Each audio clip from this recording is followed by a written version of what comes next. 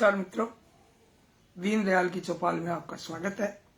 आज 21 मार्च 2024 और वार है गुरुवार।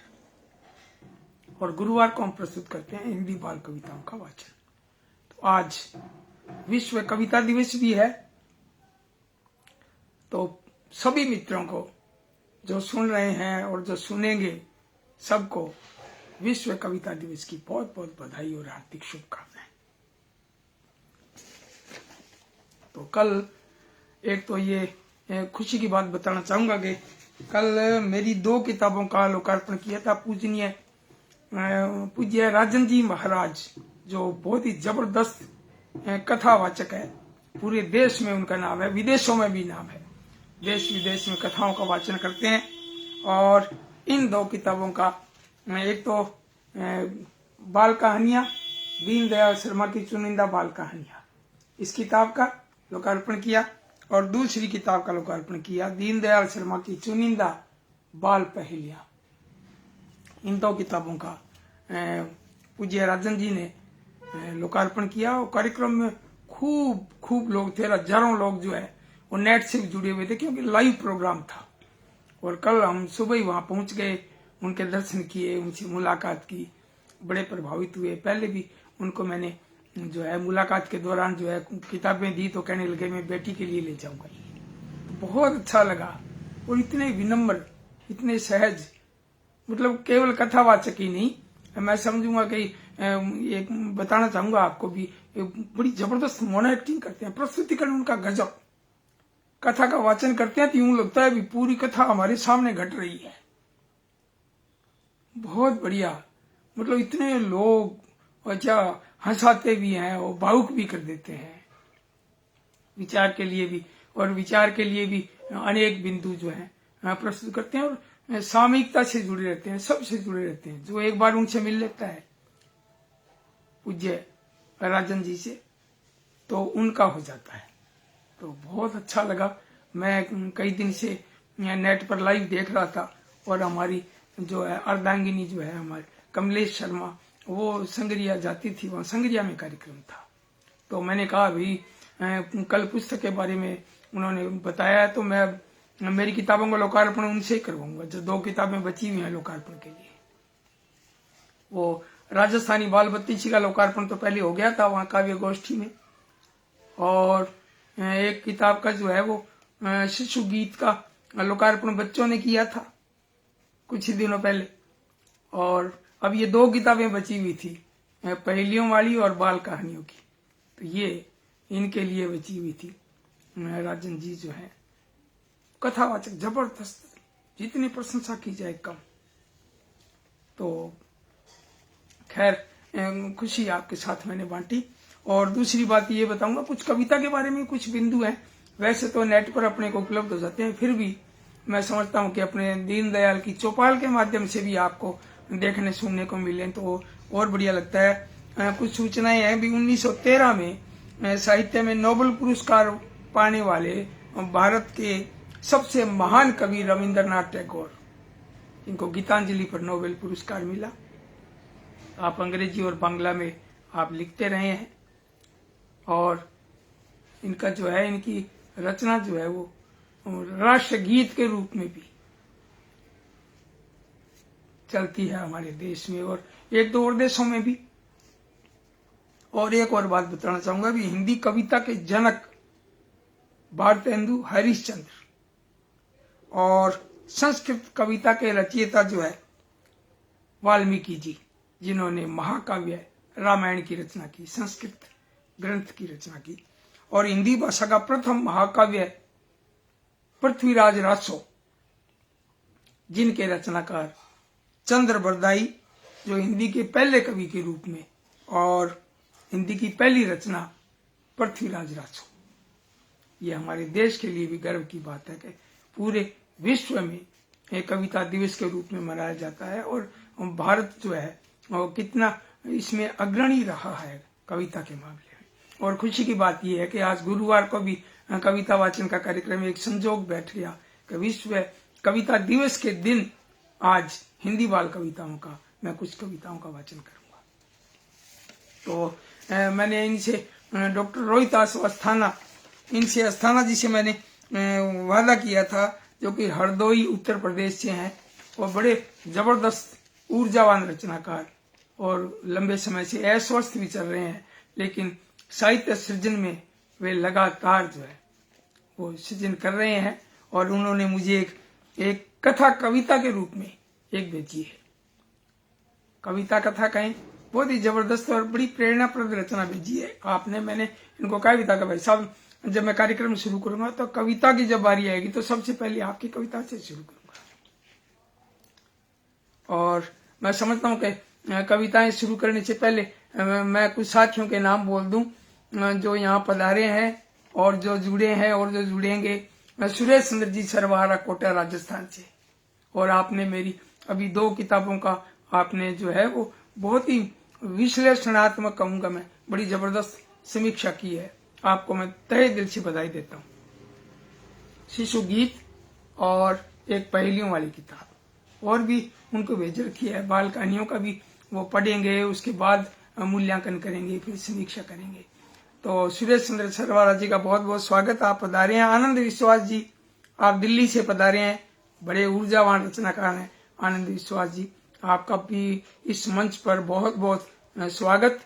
और दिनेश पांचाल जी, अभी आपने मुझे जो है किट्टी की पूंछ, मेरी एक जो रूम टू रीड उदयपुर से वहां प्रकाशित किताब है, उसके कुछ उन्होंने सूचनाएं प्रेषित की हैं, भेजी हैं। बहुत बहुत आभार आपका दिनेश पंचाल जी, बड़े ऊर्जावान रचनाकार हैं। और पारस जैन साहब कह रहे हैं चौपाल के श्रोता हाजिर हैं, सादरा अभिवादन। भाई आप भी, आपका स्वागत है। रामेश्वर प्रसाद सारस्वत जी सहारनपुर से, यानी कि डॉक्टर RP सारस्वत सहारनपुर, आप पधारे हैं, आपका बहुत बहुत स्वागत। और कुछ और नाम अभी थे, इधर उधर हो जाते हैं कई बार। फहीम अहमद साहब भाई संभल से, आप पधारे हैं मेरे हिसाब से, क्योंकि वो आता नहीं है ना इसमें शहर का नाम।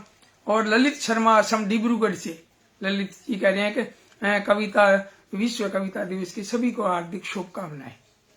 और फहीम अहमद साहब का भी बहुत बहुत स्वागत। और अब कई जो नाम मेरे हिसाब से तो अब जो आ गए हैं मैंने बोल दिए हैं, रहे नहीं है, फिर भी कोई नाम रहेगा, कोई मेरे सामने आएगा तो मैं बोलूंगा। जो जुड़ेंगे वो हमारा भी हौसला बढ़ता है भाई। तो अब मैं कविता शुरू करूं। डॉक्टर रोहित अस्थाना, हरदोई, उत्तर प्रदेश, इनकी रचना है कथा कविता के रूप में चेऊ मेऊ। एक बकरिया 2 बच्चों संग अपने घर में रहती थी। एक बकरिया 2 बच्चों संग अपने घर में रहती थी। यही कहानी दादी नानी हम बच्चों से कहती थी। सुबह सवेरे बकरी रानी द्वार बंद कर जाती थी और सैर सपाटा किया घास चर फिर वापस घर आती थी। एक भेड़िया बकरी की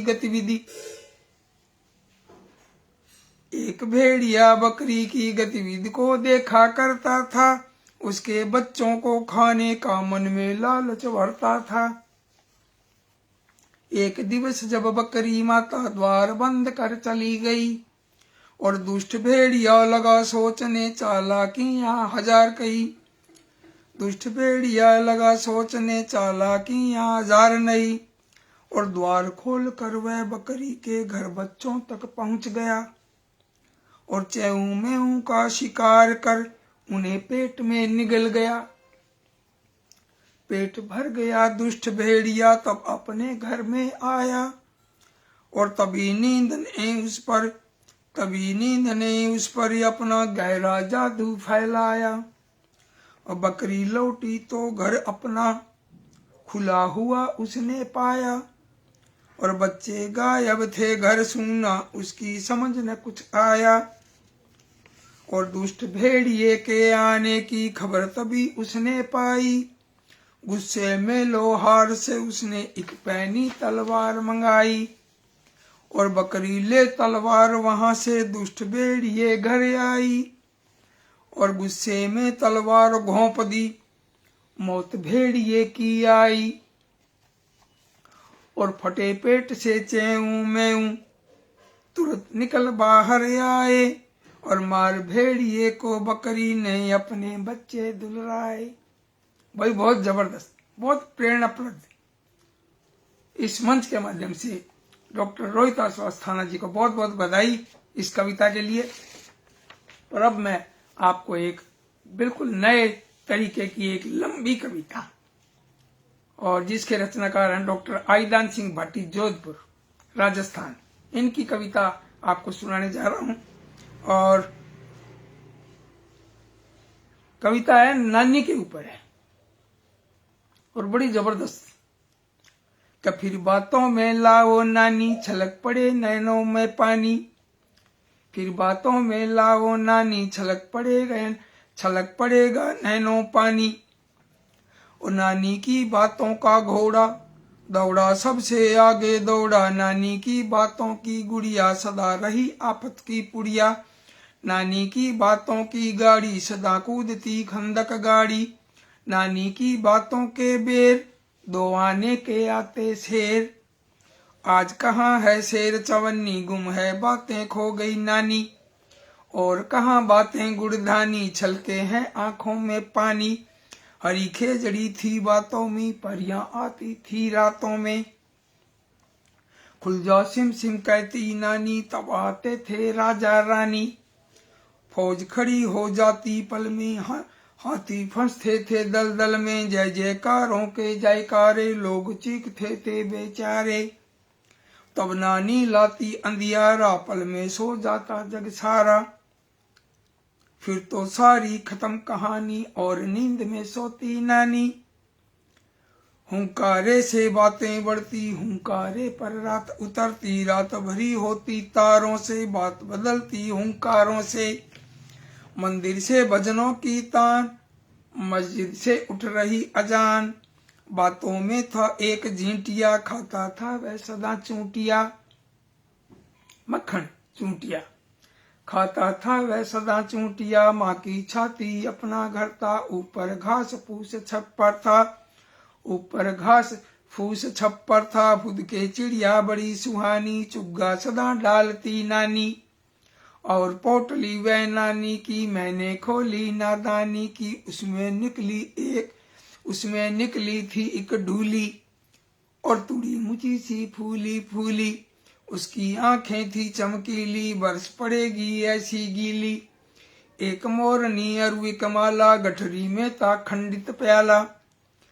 और एक चश्मा था बहुत पुराना, जिसको कभी पहनते नाना। मेरी आंखों छलका पानी, देख देख हंस दी थी नानी। मेरी आंखों छलका पानी, देख देख हंस देती नानी।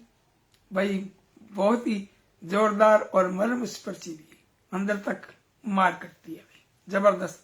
डॉक्टर आईदान सिंह जी भाटी, जो बड़े दिग्गज रचनाकार हैं, बहुत बड़े रचनाकार हैं हिंदी राजस्थानी के, और मूलतः राजस्थानी के। लेकिन इनकी हिंदी जो बाल काव्य रचना है वो भी कम नहीं है, जबरदस्त। और कोई, मुझे लगता है कि कोई ज्यादा लंबा समय नहीं हुआ है बच्चों के लिए लिखने में, इन्होंने बहुत कम लिखा है बच्चों के लिए, लेकिन गजब लिखा है। अब एक फेसबुक पर मेरी एक कवित्री जो है मित्र है, श्वेता रॉय, उनकी भी एक देखिए रचना कि प्यारी सुन लो क्या क्या हो तुम। प्यारी सुन लो क्या क्या हो तुम, बादल बिजली चंदा हो तुम। अक्षत रोली चंदन पूजा, मंदिर जलता दिया हो तुम। दिल की धड़कन लयकारी में, भावों की मणिमाला हो तुम। हंसती रहती हो जो यूं ही, बचपन का हमसाया हो तुम।